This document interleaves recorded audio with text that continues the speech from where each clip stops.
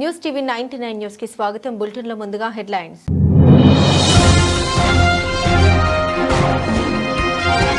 Iran యుద్ధం పేరుతో భారీ స్కామ్, చారిటీ ముసుగులో దేశ వ్యతిరేక శక్తులకు నిధులు, ఐబీ హెచ్చరిక.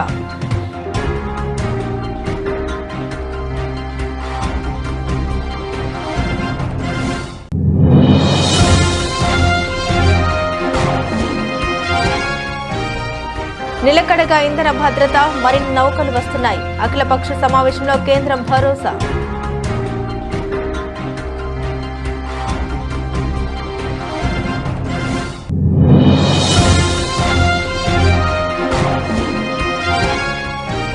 పశ్చిమ బెంగాల్ అసెంబ్లీ ఎన్నికల వేళ బీజేపీ కీలక నిర్ణయం. ఆర్జీ కార్ ఆసుపత్రి అత్యాచార ఘటనలో ప్రాణాలు కోల్పోయిన ట్రైనీ డాక్టర్ తల్లికి ఎమ్మెల్యే సీటు.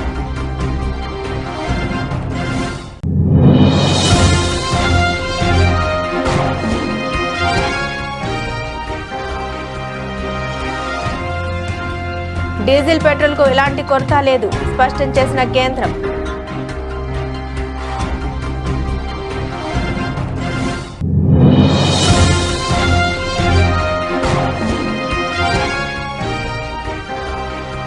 బీఆర్ఎస్ చేసిన అప్పుల భారాన్ని ఇంకా మోస్తున్నాం. అసెంబ్లీలో గత ప్రభుత్వంపై మండిపడ్డ సీఎం రేవంత్ రెడ్డి.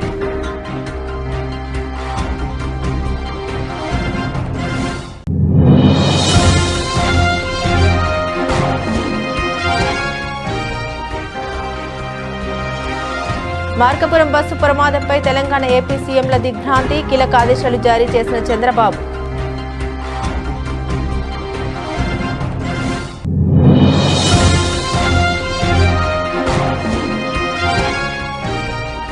ఆరోగ్యశ్రీ బిల్లులు చెల్లించకపోవడంతో దవాఖానాలు మూతపడే పరిస్థితులు ఏర్పడ్డాయి. అసెంబ్లీలో ప్రభుత్వాన్ని ప్రశ్నించిన మాజీ మంత్రి హరీష్ రావు.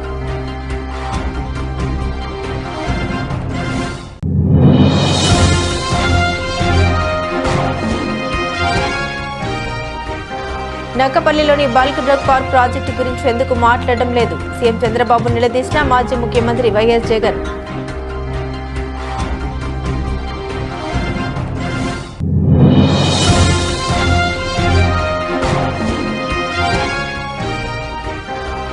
రాబోయే రోజుల్లో కాంగ్రెస్ ప్రభుత్వాన్ని బీసీలో బొంద పెడతారు. సర్కార్పై నిప్పులు చెరిగిన బీఆర్ఎస్ ఎమ్మెల్యే తలసాని.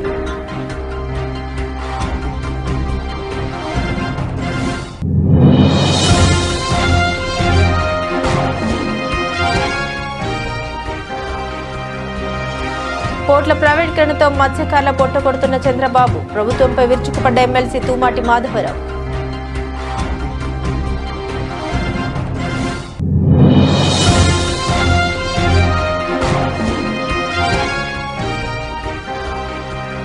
ఆర్సీబీ విజయోత్సవాల సందర్భంగా మరణించిన ఫ్యాన్స్ కు అక్కడ స్మారక చిహ్నం ఆవిష్కరించిన కర్ణాటక హోంమంత్రి జి పరమేశ్వర.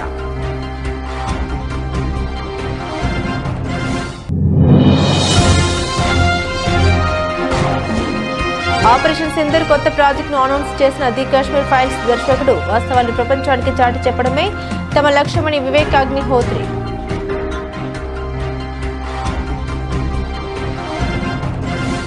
దేశవ్యాప్తంగా ఇరాన్ యుద్ధం పేరుతో ఓ భారీ చారిటీ స్కామ్ జరుగుతోందని ఇంటెలిజెన్స్ బ్యూరో హెచ్చరికలు జారీ చేసింది. యుద్ధ బాధితులకు సహాయం చేస్తున్నామనే పేరుతో కొన్ని ముఠాలు ప్రజల నుండి కోట్లాది రూపాయలు వసూలు చేసి మోసాలకు పాల్పడుతున్నాయని వెల్లడించింది. కేంద్ర హోం మంత్రిత్వ శాఖ ఇప్పటికే ఇరాన్ యుద్ధ నేపథ్యంలో కొందరు రాడికలైజేషన్ కు ప్రయత్నించవచ్చని సూచన జారీ చేసిన నేపథ్యంలో ఐబీ ఈ కొత్త మోసంపై అప్రమత్తం చేసింది. ఈ స్కామ్ కార్యకలాపాలు దేశంలోని పలు ప్రాంతాల్లో జరుగుతున్నప్పటికీ జమ్మూ కాశ్మీర్లో దీని తీవ్రత అత్యధికంగా ఉందని ఏజెన్సీలు గుర్తించాయి. ఒక్క కాశ్మీర్లోనే ఈ ముఠాలు దాదాపు 16 కోట్లు వసూలు చేసినట్లు అంచనా. ఇజ్రాయెల్ పాలస్తీనా యుద్ధం సమయంలోనే ఇలాంటి మోసపూరిత చారిటీలు పుట్టుకొచ్చాయని, నిధులు సేకరించిన తర్వాత అదృశ్యం అయ్యాయని అధికారులు గుర్తు చేశారు. ఈ ముఠాలు ప్రజల భావోద్వేగాల్ని లక్ష్యంగా చేసుకుంటున్నాయి. డిజిటల్ గా మార్పులు చేసిన యుద్ధ ఫోటోలను చూపిస్తూ కరుణ పుట్టించే కథలు చెప్పి నిధులు సేకరిస్తున్నాయి.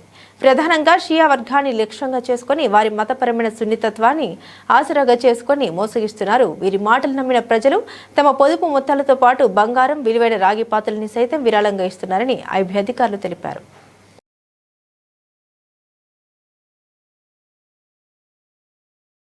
భారతదేశ ఇంధన భద్రత స్థిరంగా ఉందని, అదనపు సరుకుతో నౌకలు వస్తున్నాయని కేంద్రం అన్ని రాజకీయ పార్టీలకు భరోసా ఇచ్చింది. కేంద్ర రక్షణ శాఖ మంత్రి రాజ్నాథ్ సింగ్ అధ్యక్షతన పార్లమెంట్ బిల్డింగ్ లో అఖిలపక్ష సమావేశం జరిగింది. 1 గంట 45 నిమిషాల పాటు జరిగిన ఈ సమావేశంలో కేంద్ర హోంమంత్రి అమిత్ షా, పార్లమెంటరీ వ్యవహారాల మంత్రి కిరణ్ రిజిజు, ఆర్థిక మంత్రి నిర్మలా సీతారామన్, పెట్రోలియం మంత్రి హర్దీప్ సింగ్ పురి, విదేశాంగ కార్యదర్శి Vikram Misri, Congress, Samajwadi, CPM, LJP, DMK, JDU నేతలు తదితరులు పాల్గొన్నారు. టీఎంసీ నుంచి ఎవరూ హాజరు కాలేదు. అఖిలపక్ష సమావేశ అనంతరం కిరణ్ రిజిజు మాట్లాడారు. సమావేశంలో అన్ని పార్టీలు చురుగ్గా పాల్గొన్నాయని, ఇరాన్, ఇజ్రాయెల్, అమెరికా మధ్య జరుగుతున్న యుద్ధం, భారత్పై దాని ప్రభావంపై సమావేశంలో ఆందోళన వ్యక్తం చేశాయని తెలిపారు. ప్రభుత్వం సమగ్రంగా, సంపూర్ణంగా స్పందించిందని, విపక్షులందరి ప్రశ్నలన్నింటికీ సంతృప్తికరంగా సమాధానాలు ఇచ్చిందని తెలిపారు. ప్రస్తుత పరిస్థితిని సమర్థవంతంగా ఎదుర్కొనేందుకు ప్రభుత్వానికి మద్దతుగా నిలబడతామని విపక్ష పార్టీలు హామీనిచ్చాయని తెలిపారు. आज ऑल पार्टी मीटिंग बुला करके सरकार ने बहुत डिटेल में विपक्ष और सरकार के जितने साथी पार्टी हैं सबके साथ में बैठक की और पश्चिम एशिया में जो संकट है उसके बारे में जानकारी दिया. आदरणीय प्रधानमंत्री नरेंद्र मोदी जी की इच्छा से हम लोगों ने ऑल पार्टी मीटिंग बुलाया है और मैं सभी पार्टी के नेताओं को धन्यवाद देना चाहता हूं. सब ने अटेंड किया और अच्छी तरह से मीटिंग में पार्टिसिपेट किया है. सब पार्टी के नेताओं ने अपने अपने पार्टी की ओर से जानकारी और अपना चिंताएं व्यक्त की और जो परिस्थिति पश्चिम एशिया में ईरान, इजराइल, अमेरिका के बीच में संघर्ष के वजह से जो उत्पन्न हुआ है उससे भारत को किस तरीके से प्रभाव पड़ेगा और भारतीय लोगों के लिए सरकार ने क्या क्या कदम उठाया है इसके बारे में कई सवाल विपक्ष के साथियों ने किया और सरकार की ओर से व्यापक अच्छी तरह से जवाब दिया. मैं आपको ये बताते हुए संतुष्ट मैं महसूस कर रहा हूं कि सारे विपक्ष ने जो సవాల్ కి పశ్చిమ బెంగాల్ అసెంబ్లీ ఎన్నికల వేళ భారతీయ జనతా పార్టీ కీలక నిర్ణయం తీసుకుంది. యావత్ దేశాన్ని కుదిపివేసిన కోల్కతా ఆర్డికార్ ఆసుపత్రి హత్యాచార ఘటనలో ప్రాణాలు కోల్పోయిన ట్రైనీ డాక్టర్ తల్లి రత్న దేబాద్ను ఎన్నికల బరిలోకి దింపింది. బీజేపీ విడుదల చేసిన 19 మంది అభ్యర్థుల 3వ జాబితాలో ఆమె పేరును ఉత్తర 24 పరిగణాల జిల్లాలోని పానీహతి నియోజకవర్గం నుండి ఖరారు చేసింది. ఈ సందర్భంగా తన అభ్యర్థిత్వంపై రత్న దేబ్నాథ్ ఉద్వేగంతో వ్యాఖ్యానించారు. తన కూతురి విషయంలో న్యాయం కోసం ఎన్నో చోట్ల తిరిగామని చెప్పుకొచ్చారు.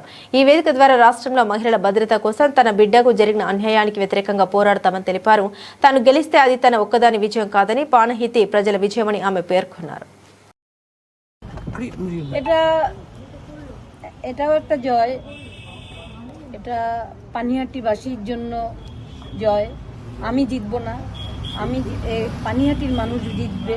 পানিহাটির মানুষ যেমন প্রতিবাদ করতেই ভুলে গেছে, সেই প্রতিবাদ করে তাদের যে আর পাওনা, যেমন স্বাস্থ্য, শিক্ষা, মানুষের মৌলিক অধিকার, এগুলো সরকার কেড়ে নিয়েছে.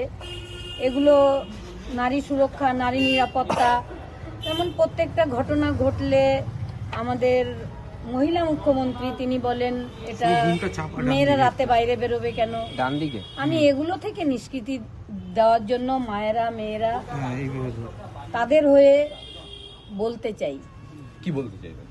যে এটা কেন নারীরা রাতে বেরোবে না, তাহলে নারী সুরক্ষা কোথায়? নারীদের সুরক্ষা দিতে চাই. এই আওয়াজ কি বিধানসভায় দেবেন বলে তার জন্য একদম যে ছেলেদেরও যতটা অধিকার, মেয়েদেরও ততটাই অধিকার.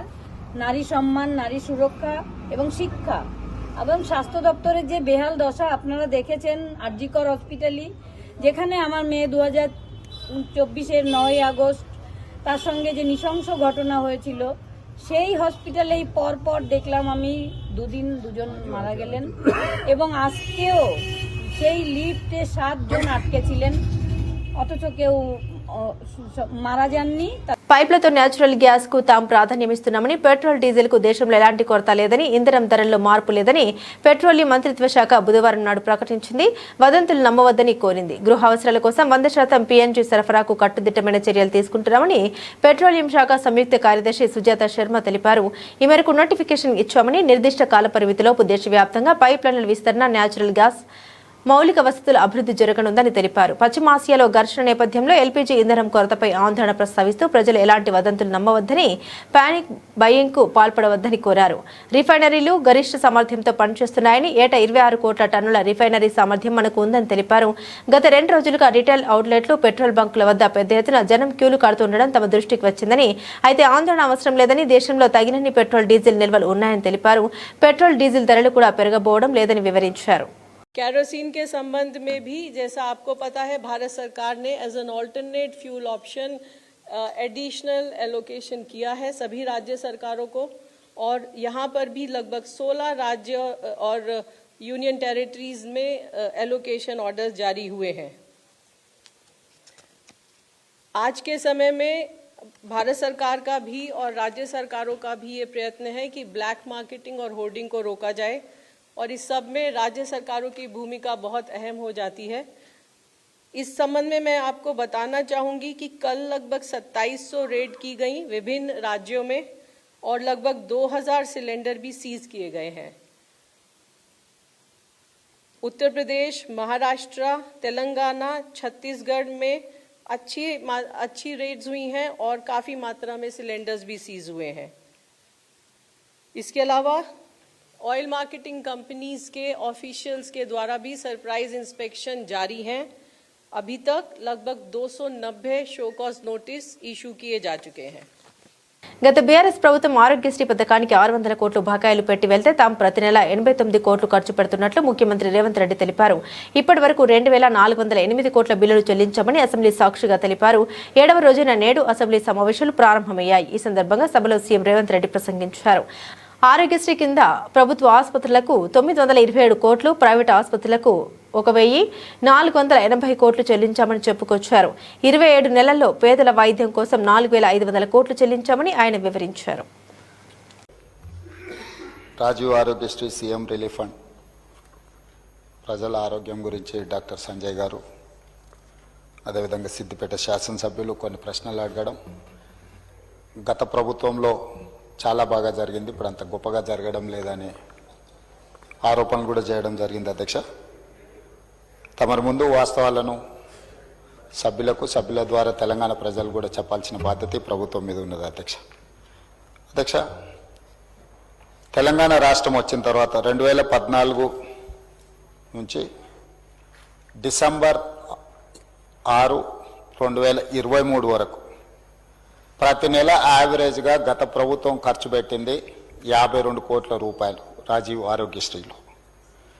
డిసెంబర్ 7, 2023 నుంచి మార్చ్ 25, 2026 దాదాపుగా 26-27 నెలలలో ప్రతి నెల ఈ ప్రభుత్వం ఖర్చు పెట్టింది 89 కోట్ల రూపాయలు. అధ్యక్ష, యావరేజ్గా. అదేవిధంగా రాజీవ్ ఆరోగ్యశ్రీలో రాష్ట్ర ప్రభుత్వం పేమెంట్లు ఇవ్వడం లేదు, దాంతో ప్రైవేట్ హాస్పిటల్స్ మూతపడుతున్నాయి, మాకు నోటీస్ ఇచ్చిండ్రు, మీరు ఇంకా దాని మీద స్పందించడం లేదన్నట్టుగా ఏదైతే మాట్లాడుతుండ్రో ఈ వారసత్వం వారి నుంచి మాకు వచ్చింది. అధ్యక్ష, ఈ రాజీవ్ ఆరోగ్యశ్రీ బకాయిలు పెట్టి అధికారాన్ని కోల్పోయి ఆ భారాన్ని మా నెత్తి మీద పెడితే ఆ భారాన్ని మోస్తూనే మేము 5 లక్షల నుంచి 10 లక్షల రూపాయలకు పెంచడం జరిగింది. అధ్యక్ష, ఆ విషయం కూడా 7 తారీఖు నాడు మేము ప్రభుత్వం బాధ్యత తీసుకున్నప్పుడు 7/12/2023 నాటికి గత ప్రభుత్వం నుంచి వారసత్వంగా మాకు వచ్చిన భారము 600,27,00,000. అధ్యక్ష, 600,27,00,000 రూపాయల భారము గత ప్రభుత్వం నుంచి మాకు వారసత్వంగా. ప్రకాశం జిల్లా మార్కాపురం సమీపంలో జరిగిన ఘోర రోడ్డు ప్రమాదంపై ముఖ్యమంత్రి చంద్రబాబు తీవ్ర దిగ్భ్రాంతి వ్యక్తం చేశారు. ఈరోజు తెల్లవారుజామున రాయవరం గ్రామ సమీపంలో private travel bus tipper lorry ఢీకొన్న ఘటనలో 12 మంది ప్రయాణికులు సజీవ దహనమైన విషయం తెలిసిందే. మరో 20 మంది తీవ్రంగా గాయపడ్డారు. ఘటన తెలిసిన వెంటనే సీఎం చంద్రబాబు మార్కాపురం జిల్లా అధికారులతో ఫోన్లో మాట్లాడి వివరాలు తెలుసుకున్నారు. ప్రమాదానికి గల కారణాలపై పూర్తి స్థాయిలో దర్యాప్తు జరిపి నివేదిక సమర్పించాలని పోలీసు యంత్రాంగాన్ని ఆదేశించారు. గాయపడ్డ వారికి మెరుగైన వైద్యం అందించాలని, మృతుల కుటుంబాలకు అండగా నిలవాలని అధికారులకు సూచించారు. మరోవైపు ఈ ఘటనపై తెలంగాణ ముఖ్యమంత్రి రేవంత్ రెడ్డి తీవ్ర దిగ్భ్రాంతి వ్యక్తం చేశారు. ఈ దుర్ఘటనలో 12 మంది సజీవ దహనం కావడం, పలువురు తీవ్రంగా గాయపడడం పట్ల ఆయన తీవ్ర విచారం వెలిబుచ్చారు. మృతుల కుటుంబాలకు తన ప్రగాఢ సానుభూతి తెలియజేశారు. గాయపడ్డవారు త్వరగా కోలుకోవాలని ఆకాంక్షించారు. ప్రమాదానికి గురైన బస్సు తెలంగాణలోని నిర్మల్ నుండి నెల్లూరుకు వెళ్తుండటంతో సీఎం రేవంత్ రెడ్డి వెంటనే స్పందించారు. ఈ ఘటనకు సంబంధించిన పూర్తి వివరాలు సేకరించాలని రాష్ట్ర ప్రభుత్వ ప్రధాన కార్యదర్శి రామకృష్ణారావును ఆదేశించారు. మృతులు గాయపడ్డ వారి వివరాలను తెలుసుకునేందుకు ఏపీ అధికారులతో సమన్వయం చేసుకోవాలని సూచించారు. గాయపడ్డ వారికి సాధ్యమైనంత ఉత్తమ వైద్య సంరక్షణ అందేలా చూడాలని స్పష్టం చేశారు. ముఖ్యమంత్రి ఆదేశాల మేరకు సీఎస్ రామకృష్ణారావు వెంటనే ఏపీ సీఎస్తో ఫోన్లో మాట్లాడి వివరాలు తెలుసుకున్నారు. అసలు ఏం జరిగిందంటే ఇవాళ ఉదయం సుమారు 6:30 సమయంలో మార్కాపురం సమీపంలోని రాయవరం వద్ద ఈ ఘోర ప్రమాదం సంభవించింది. హరికృష్ణ ట్రావెల్స్ చెందిన ప్రైవేట్ బస్సు ఒక క్వారీ సమీపంలో టిప్పర్ ట్రక్కును బలంగా ఢీకొట్టింది. ఢీకొన్న వెంటనే 2 వాహనాల్లోనూ భారీగా మంటలు చెలరేగాయి. ప్రమాద సమయంలో బస్సులో సుమారు 35 మంది ప్రయాణికులు ఉన్నట్లు సమాచారం. ఈ దుర్ఘటనలో బస్సు టిప్పర్ 2 పూర్తిగా దగ్ధమయ్యాయి. 12 మంది ప్రయాణికులు మంటల్లో చిక్కుకొని అక్కడికక్కడే సజీవ దహనమయ్యారు. మరో 22 మంది తీవ్రంగా గాయపడ్డారు.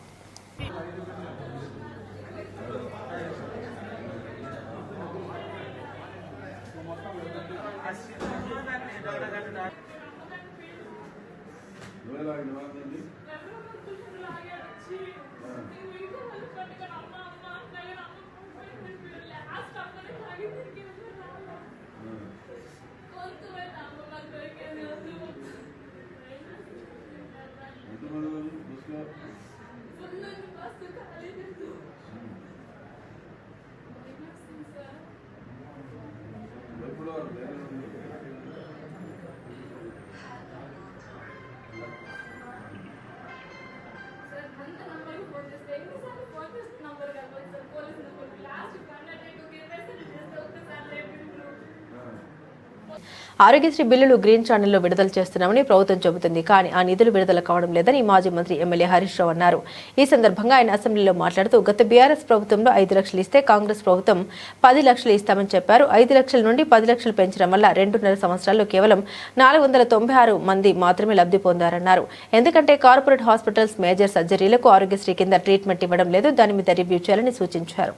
ఆరోగ్యశ్రీ అనేది డాక్టర్ వైఎస్ రాజశేఖర రెడ్డి గారు ప్రారంభించిన పథకం. మరి మా ప్రభుత్వం వచ్చిన తర్వాత కూడా ఇది ఒక మంచి కార్యక్రమం అని చెప్పి ఈ ఆరోగ్యశ్రీని 2 లక్షల రూపాయల నుంచి ఆ రోజు 5 లక్షల రూపాయలకు పెంచి ఈ పథకాన్ని బీఆర్ఎస్ ప్రభుత్వం కొనసాగించింది అధ్యక్ష. సో బీఆర్ఎస్ ప్రభుత్వ హయాంలో దాదాపు మేము 8,000 కోట్ల రూపాయలు ఖర్చు పెట్టి 18 లక్షల మందికి బీఆర్ఎస్ సమయంలో ఆరోగ్యశ్రీ కింద సేవలు అందించడం జరిగింది. సరే, మీ ప్రభుత్వం వచ్చిన తర్వాత మీరేమన్నారంటే దీన్ని 5 లక్షల నుంచి 10 లక్షల రూపాయల వరకు పెంచుతామని చెప్పారు. కానీ ఇలా మంత్రి గారు ఇచ్చిన సమాధానంతో మనకు చాలా స్పష్టంగా ఏమర్థమవుతుందంటే అధ్యక్ష, ఈ 5 లక్షల నుంచి 10 లక్షల రూపాయలకు పెంచడం వల్ల ఈ ప్రభుత్వం వచ్చిన 2.5 సంవత్సరాల్లో ఎంతమంది లబ్ధి పొందారంటే కేవలం 496 మంది మాత్రమే లబ్ధి పొందారు ఈ 2.5 years లో. కారణం ఏంటి అంటే ముఖ్యంగా కార్పొరేట్ ఆసుపత్రులు ఈ మేజర్ సర్జరీస్ కు ఆరోగ్యశ్రీ కింద ట్రీట్మెంట్ ఇవ్వడం లేదు. దాని మీద రివ్యూ చేయండి. ఎందుకు ఈ అవకాశాన్ని ప్రజలు పొందలేకపోతున్నారో రివ్యూ చేయండి. ఇన్ఫాక్ట్ మా ప్రభుత్వం ఉన్నప్పుడు కూడా మేము చెప్పుకోలేదు, కానీ 5 లక్షల నుంచి 10-15 లక్షల వరకు కూడా 607 మందికి బీఆర్ఎస్ ప్రభుత్వంలో కూడా 5 లక్షల పైన చంద్రబాబు ఏకంగా క్రెడిట్ దోపిడీ చేస్తున్నారని ఆ దిశలోనే ఆర్సెలాల్ మిట్టల్ స్టీల్ కంపెనీ తామే తెచ్చినట్లు బిల్డప్ ఇస్తూ ఆర్భాటంగా ప్రచారం చేసుకున్నారని మాజీ ముఖ్యమంత్రి వైఎస్ఆర్సీపీ అధ్యక్షుడు వైఎస్ జగన్మోహన్ రెడ్డి తేల్చి చెప్పారు. నిజానికి 2022లో తన దావోస్ పర్యటనలో ఆదిత్య మిట్టల్ ను కలిశామని, రాష్ట్రంలో స్టీల్ ప్లాంట్ పై ఏర్పాటుపై అప్పుడే దాదాపు అవగాహన కుదిరిందని, తగిన భూమి ఇచ్చేందుకు కూడా అంగీకరించామని, అంతేకాకుండా అప్పుడే ఆ కంపెనీ కర్నూలు జిల్లాలో నిర్మాణంలో ఉన్న గ్రీన్ కో ప్రాజెక్టులోను 4,800 కోట్ల పెట్టుబడి అవగాహన కుదుర్చుకుందని ఆయన వెల్లడించారు. అద్దెంకి అసెంబ్లీ నియోజకవర్గ వైఎస్ఆర్సీపీ స్థానిక సంస్థల ప్రజాప్రతినిధులు, నాయకులు, ముఖ్య కార్యకర్తలతో పార్టీ కేంద్ర కార్యాలయంలో సమావేశమైన శ్రీ వైఎస్ జగన్ కూటమి ప్రభుత్వ తీరును ఎండగట్టారు. ఆర్సెలాల్ మిట్టల్ స్టీల్ కంపెనీ గురించి అంతగా ప్రచారం చేసుకుంటున్న సీఎం చంద్రబాబు అదే నక్కపల్లిలోని బల్క్ డ్రగ్ పార్క్ ప్రాజెక్టు గురించి ఎందుకు మాట్లాడడం లేదని ప్రశ్నించారు.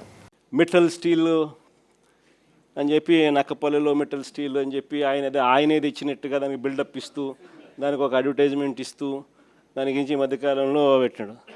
నాకు ఆశ్చర్యం అనిపించింది. అసలు అయ్యే చంద్రబాబు నాయుడు క్రెడిట్ చోరీకైనా క్రెడిట్ దోపిడీకైనా ఒక హద్దు పొద్దు ఉండాలి. ఇదే మిట్టల్, ఇదే ఆదిత్య మిట్టల్ అనే ఇదే మిట్టల్ వాళ్ళు నేను డావోస్ 2022లో డావోస్ పోయినప్పుడు నన్ను కలిసినారు. కలిసి వాళ్ళు అప్పట్లోనే గ్రీన్కో ప్రాజెక్టులో వాళ్ళు అప్పట్లోనే గ్రీన్కో ప్రాజెక్టులో దాదాపుగా 4,800 కోట్ల రూపాయలు కర్నూలులో కడతా ఉన్న పంప్ స్టోరేజ్ ప్రాజెక్టులో భాగం తీసుకొని గ్రీన్కోలో 4,800 కోట్ల రూపాయలు పెట్టుబడులు పెట్టడానికి ఆ రోజుట్లో డావోస్లో అప్పుడే నా సమక్షంలోనే అవగాహన కుదురుంది. అది కాక అప్పట్లోనే ఎస్ఆర్ స్టీల్ వీళ్ళు కొనుగోలు చేసి దాంట్లో ఎక్స్పాన్షన్ కూడా పోతూ 1,000 కోట్ల రూపాయలు పెట్టుబడి పెట్టేదానికి కూడా ఆ రోజే నా సమక్షంలోనే అది కూడా జరిగింది. ఇది కాక వీళ్ళను కొత్త స్టీల్ ప్లాంట్ పెట్టడానికి అడుగులు ముందుకు వేయండి అని చెప్పి ఆహ్వానించింది నేను.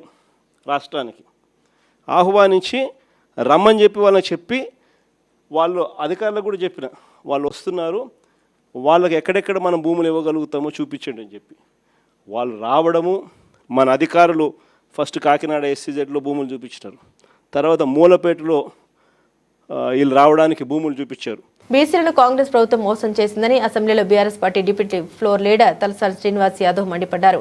బీసీల సంక్షేమానికి ప్రతి వార్షిక బడ్జెట్లో 20,000 కోట్లు ఖర్చు పెడతామని చెప్పి కాంగ్రెస్ నేతలు మోసం చేశారని ఆయన సోదాహరణంగా వివరించారు. గురువారం హైదరాబాద్లో అసెంబ్లీ సమీపంలోని గన్ పార్క్ వద్ద బీసీ సబ్ ప్లాన్ అమలు చేయాలని డిమాండ్ చేస్తూ బీఆర్ఎస్ ఎమ్మెల్యేలు ప్లకార్డులతో నిరసన తెలిపారు. ఈ సందర్భంగా తలసాని శ్రీనివాస్ యాదవ్ మాట్లాడారు. అసెంబ్లీ ఎన్నికల్లో కామారెడ్డి డిక్లరేషన్ పేరుతో బీసీలను మోసం చేశారన్నారు. కాంగ్రెస్ ప్రభుత్వం వెనుకబడిన తరగతులకు మోసం చేయడమే కాకుండా అసెంబ్లీ ఎన్నికల్లో కామారెడ్డి డిక్లరేషన్ అని చెప్పి పక్క రాష్ట్ర ముఖ్యమంత్రి కర్ణాటక ముఖ్యమంత్రి గారిని తీసుకొచ్చి అలవిగాని హామీలన్నీ ఇచ్చి బీసీలని వంచి మోసం చేసినటువంటి ప్రభుత్వం. స్వాతంత్రం వచ్చినప్పటి నుంచి ఎవరన్నా బీసీలకు ద్రోహి అంటే అది కాంగ్రెస్ ప్రభుత్వమే. ఆ రోజు బీసీ సబ్ ప్లాన్ పెడతామని చెప్పి అదేవిధంగా సంవత్సరానికి 20,000 కోట్ల రూపాయలు ఇస్తామని చెప్పినటువంటి ప్రభుత్వం వీరి ఒక మోసపూరితమైనటువంటి హామీ 42% రిజర్వేషన్లు ఇస్తామని అదొక డ్రామా నడిపించారు. అదేవిధంగా ప్రతి సంవత్సరం 20,000 కోట్ల రూపాయలు ఇస్తామని చెప్పి మొదటి సంవత్సరం 9,000 కోట్లు ఆల్రెడీ అంకల గారడి అని చెప్పి ఫైనాన్స్ మినిస్టర్ గారు చెప్తా ఉంటారు. మాది అంకల గారడి కాదు, వాస్తవికంగా ఇచ్చేటువంటి బడ్జెట్ అని చెప్పి. కానీ మొదటి సంవత్సరం వాళ్ళు ఖర్చు పెట్టింది మరి 800 కోట్ల రూపాయలు. అదేవిధంగా రెండో సంవత్సరం 11,000 కోట్ల రూపాయలు కేటాయింపులు చేసి అందులో ఖర్చు పెట్టింది కూడా 3,000 కోట్ల రూపాయలే. మరి ఈ విధమైనటువంటి మోసాలు చేయడమే కాకుండా మా వాళ్లకు కాంట్రాక్ట్లు ఇస్తామని చెప్పారు, అది ఒక మోసం.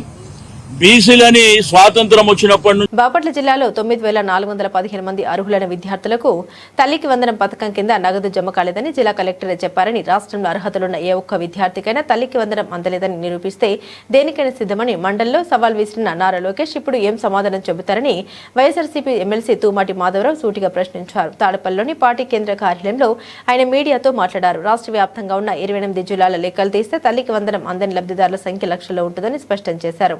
బాపట్ల జిల్లా డిఆర్సీ సమావేశంలో కలెక్టర్ చెప్పిన సమాధానాన్ని ప్రస్తావిస్తూ ప్రభుత్వ వైఫల్యాన్ని ఎండగట్టారు.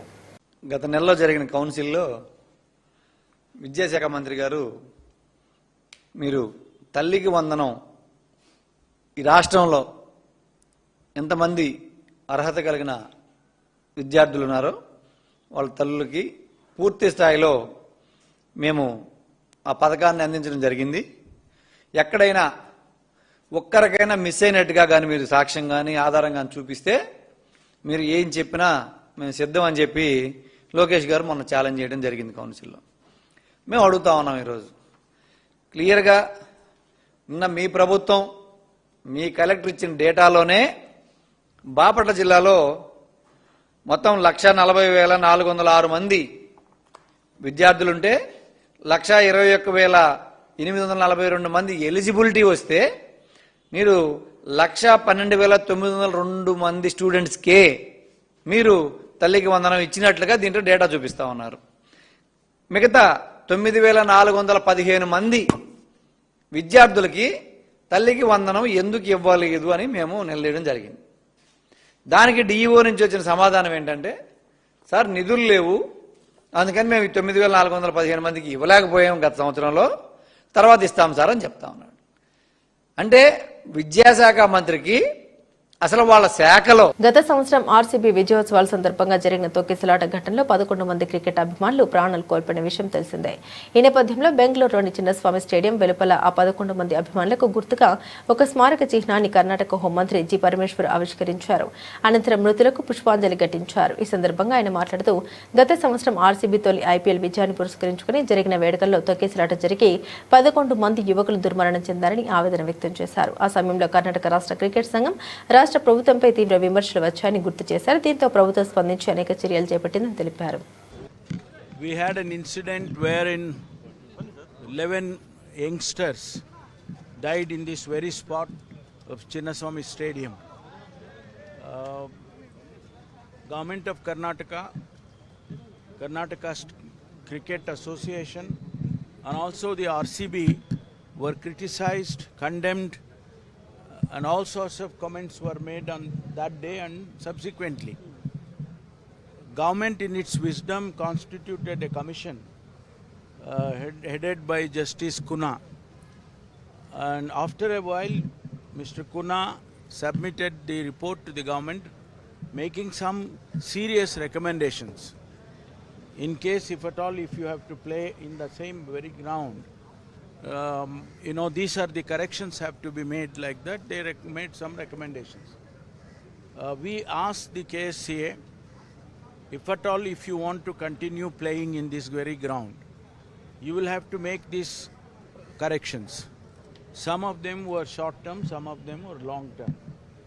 And now that they have made the corrections, we have permitted them to continue playing in this very ground. I think the first inaugural of IPL has been permitted. That is going to happen on 28th. In the meantime, KCA, in its wisdom, they realized that they have to do something about these 11 the Kashmir files, the vaccine war వంటి వివాదాస్పద చిత్రాలతో సంచలనం సృష్టించిన దర్శకుడు వివేక్ రంజన్ అగ్నిహోత్రి తన తదుపరి ప్రాజెక్టును ప్రకటించారు. ఆపరేషన్ సింధూర్ అనే టైటిల్తో ఈ సినిమా రాబోతుండగా ఈ చిత్రం కోసం ఆయన ప్రముఖ నిర్మాత భూషణ్ కుమార్తో టీ సిరీస్ చేతులు కలిపినట్లు తెలుస్తోంది. ఈ చిత్రం retired lieutenant general KJS Tiny Dhillon రాసిన operation Sindoor the untold story of India's deep strikes inside Pakistan అనే పుస్తకం ఆధారంగా తెరకెక్కుతోంది. పహల్గామ్ ఉగ్రదాడి తర్వాత చోటు చేసుకున్న పరిణామాలు భారత సాయుధ దళాల్లోని వివిధ విభాగాలు సమన్వయంతో సాగించిన లోతైన పరిశోధన ఆధారంగా ఈ కథను రూపొందించారు. కేవలం శబ్దం చేయడం కోసం కాకుండా వాస్తవాల్ని క్లారిటీతో సినిమా మాయాజాలంతో ప్రపంచానికి చాటి చెప్పడమే తమ లక్ష్యమని వివేక్ అగ్నిహోత్రి సోషల్ మీడియా వేదికగా పేర్కొన్నారు. పల్లవి జోషి, వివేక్ అగ్నిహోత్రి తమ ఐయాం బుద్ధ ప్రొడక్షన్స్ పై టీ సిరీస్ తో కలిసి ఈ సినిమా నిర్మిస్తున్నారు. బులెటిన్ ముగించే ముందు హెడ్లైన్స్ మరోసారి.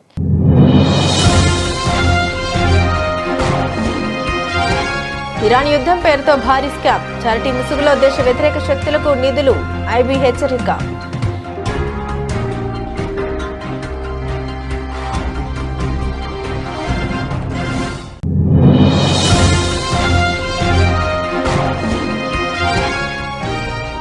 నిలకడగా ఇంధన భద్రత, మరిన్ని నౌకలు వస్తున్నాయి, అఖిలపక్ష సమావేశంలో కేంద్రం భరోసా.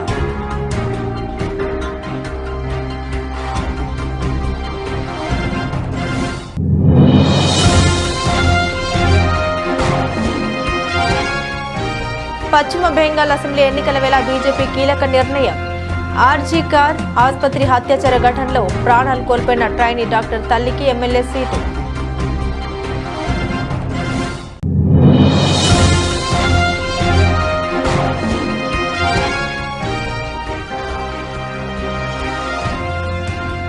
డీజిల్, పెట్రోల్కు ఎలాంటి కొరత లేదు, స్పష్టం చేసిన కేంద్రం.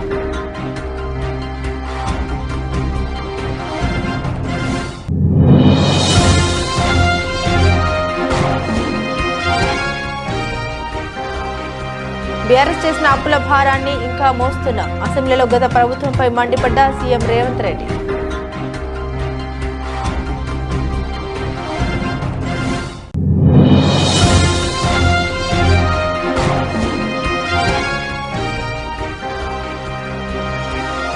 మార్కాపురం బస్సు ప్రమాదంపై తెలంగాణ, ఏపీ సీఎంల దిగ్భ్రాంతి, కీలక ఆదేశాలు జారీ చేసిన Chandrababu.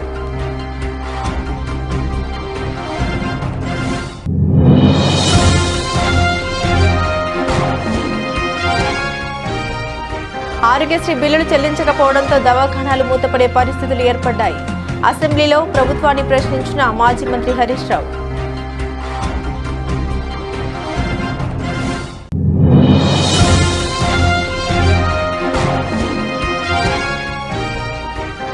నక్కపల్లిలోని bulk drug park project గురించి ఎందుకు మాట్లాడడం లేదు? సీఎం చంద్రబాబు నిలదీసిన మాజీ ముఖ్యమంత్రి వైఎస్ జగన్.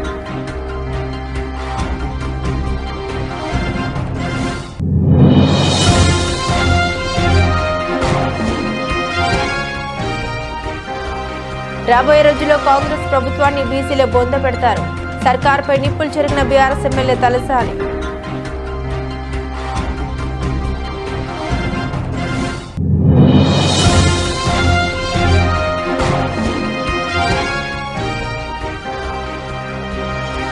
పోర్ట్ల ప్రైవేటీకరణతో మత్స్యకారుల పొట్ట కొడుతున్న చంద్రబాబు. ప్రభుత్వంపై విరుచుకుపడ్డ ఎమ్మెల్సీ తూమాటి మాధవరావు.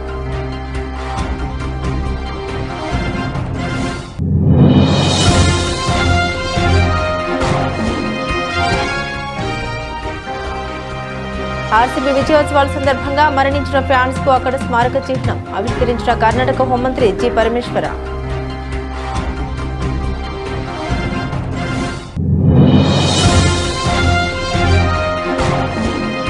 ఆపరేషన్ సింధూర్ కొత్త ప్రాజెక్టును అనౌన్స్ చేసిన ది కాశ్మీర్ ఫైల్స్ దర్శకుడు వాస్తవాలు ప్రపంచానికి చాటి చెప్పడమే తమ లక్ష్యమని వివేక్ అగ్నిహోత్రి.